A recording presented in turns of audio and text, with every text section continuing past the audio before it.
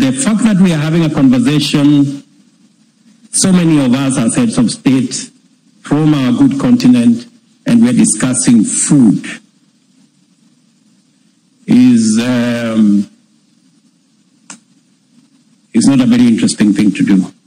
Welcome to Candid Africa, truthful and unapologetic. Addressing myself to two issues, two different crops. On one hand, we have tea. On the other, we have horticulture.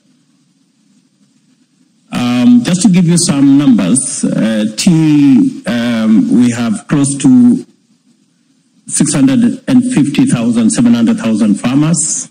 In horticulture, we have about 50,000 farmers. We generate $1 billion from tea, maybe $1.2 billion. We generate another $1 billion from horticulture. You can clearly see that for 10% of the land we do our tea, we earn the same from horticulture. The challenge is for the 1.7 million acres, we are getting the same amount of income as 10% that we have in horticulture. The difference is that, number one, seeds and fertilizer make a whole difference.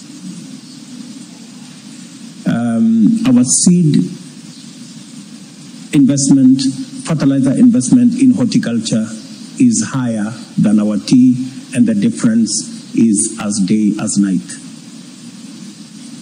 Number two is mechanization. There is mechanization in our horticulture, from irrigation through processing, and that is why we have 10 times higher returns in our horticulture. Number three is there are more young people in our horticulture than there are in our tea industry. The participation of young people is as significant as you can see from the returns we get from our two sectors. The more young people are in a sector, the greater the returns we get from that sector. Number three is the participation of the private sector.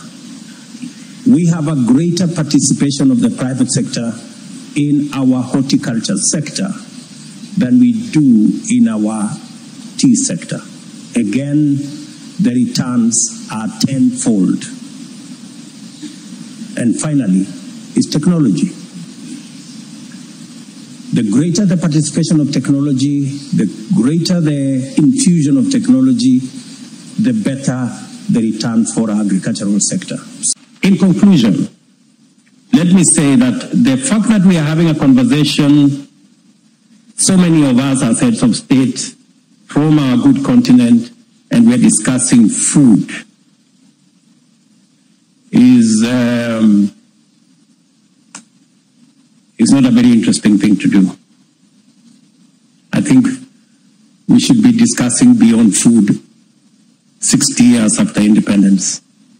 We should be discussing about how agriculture is not just going to feed, but it's going to create jobs, it's going to create revenue, it's going to add value, we're going to do export, and that is really the trajectory that the people of this continent expect us as heads of state to have a conversation about.